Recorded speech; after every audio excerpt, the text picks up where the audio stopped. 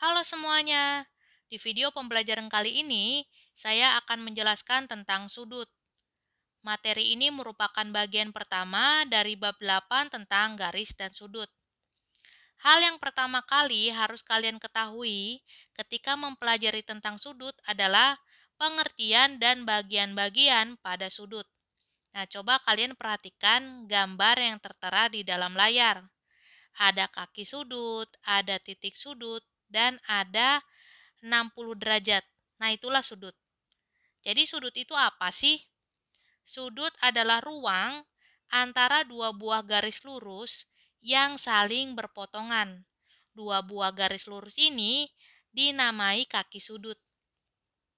Nah, titik sudut adalah titik perpotongan kedua kaki sudut.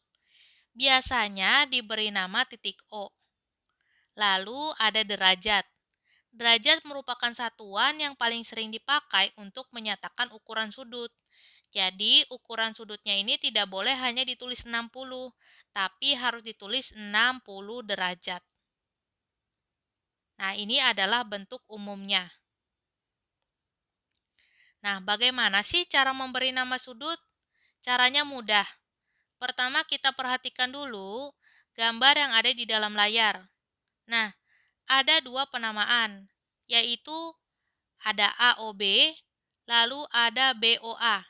Jadi, O-nya harus diletakkan di tengah, karena sudutnya berada di titik O. Jadi, kita baca sekali lagi ya, sudut AOB atau sudut BOA. Nah, selanjutnya, gambar yang ini kira-kira dibaca apa ya?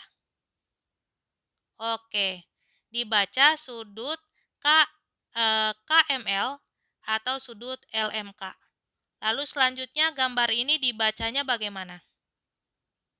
Ya, gambarnya dibaca sudut EFD atau sudut DFE. Nah, apa sih alat yang digunakan untuk menggambar sudut? Ada dua, yaitu penggaris dan busur. Nah, di dalam busur sendiri kita baca yuk bagian-bagiannya. Ada titik pusat busur, lalu ada skala busur, lalu ada garis bawah busur. Nah, skala busur kan ada dua, tergantung dari bentuk sudutnya sendiri. Nah, cara membacanya seperti ini. Pertama-tama kita belajar cara menggambarnya dulu ya. Yang pertama, gambar sebuah sudut beserta titik simpulnya. Nah, kalau sudah, maka kita letakkan garisnya dan simpulnya tepat di tengah busur. Kalau sudah, kita buat titik di mana yang kita inginkan. Misalnya kita buat di sini ya, di 40 derajat. Nah, kalau sudah, kita tarik garisnya. Sehingga kita bisa membuat sudut sebesar 40 derajat atau ukuran lain yang kalian inginkan. Nah, bagaimana nih cara mengukur sudut? Nah, caranya gampang. Yang pertama, tempatkan pusat busur derajat pada titik sudut yang akan diukur, seperti gambar ini. Nah, kalau sudah, tempatkan salah satu kaki sudut pada 0. Yang ini maksudnya ya, pada 0 derajat yang ini. Nah, kalau sudah, bacalah angka pada busur derajat yang dilalui oleh kaki sudut yang lain. Angka inilah yang merupakan besar angka sudut itu. Nah, jadi di sini jangan keliru, bukan 120, tapi 60 karena dibacanya dari sini. Gitu. Nah, jenis-jenis sudut selanjutnya yang kita pelajari ini sudah pernah kalian pelajari ya di sekolah dasar. Yang pertama ada sudut lancip. Sudut lancip adalah sudut yang besarnya antara 0 derajat dan 90 derajat. Lalu ada sudut siku-siku, yaitu sudut yang besarnya sama dengan 90 derajat. Lalu ada sudut tumpul, yaitu sudut yang besarnya antara 90 dan 180 derajat.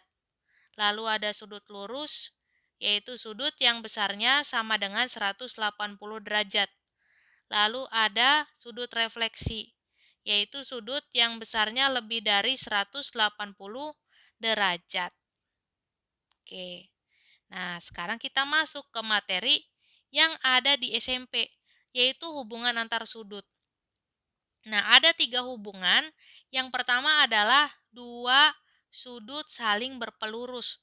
Nah, kata lurus ini artinya 180 derajat. Maksudnya, jumlah dari kedua sudut yang ada di gambar berjumlah 180 derajat. Nah, ini adalah bentuk umumnya.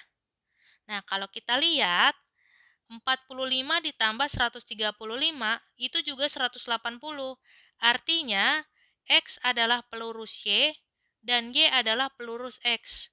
Jadi, dua sudut dikatakan saling berpelurus jika kedua sudut itu berjumlah 180 derajat. Nah, jadi ketika sudut ini saling berpelurus, maka X adalah pelurus Y, Y adalah pelurus X. Seperti itu ya. Nah, selanjutnya adalah dua sudut yang saling berpenyiku. Nah, diambil dari kata siku. Artinya kedua sudut ini kalau dijumlahkan 90 derajat. Nah, ini adalah bentuk umumnya. Jadi, dua sudut dikatakan saling berpenyiku jika kedua sudut itu berjumlah 90 derajat.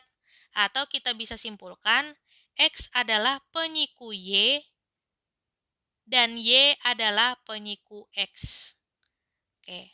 Nah, hubungan yang terakhir adalah dua sudut saling bertolak belakang. Nah, bertolak belakang itu bagaimana? Nah, bertolak belakang itu seperti ini. Ya.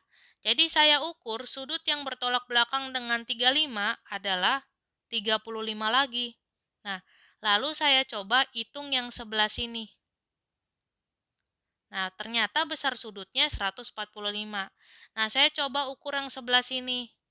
Besar sudutnya adalah 145 juga.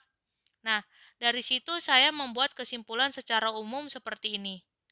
Saya bisa menyampaikan bahwa A derajat sama dengan C derajat dan B derajat sama dengan D derajat.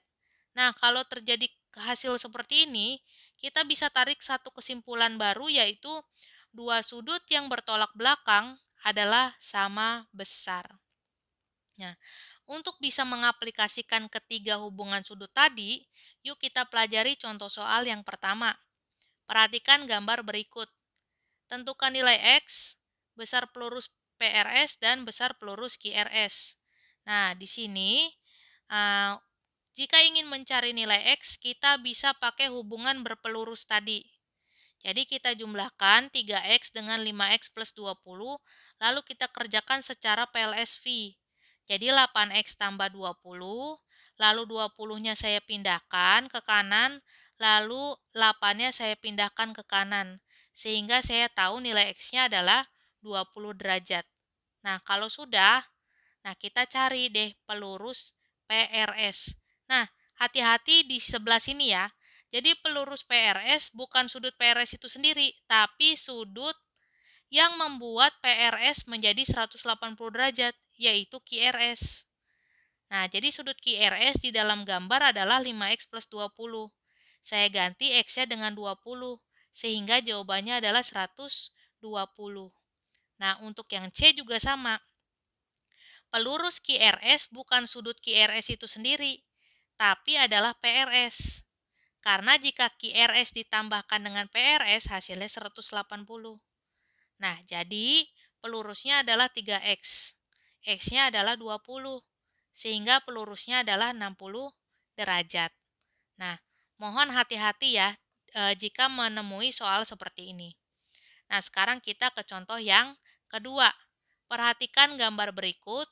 Tentukan nilai P, besar sudut AOC, dan besar sudut BOD. Oke.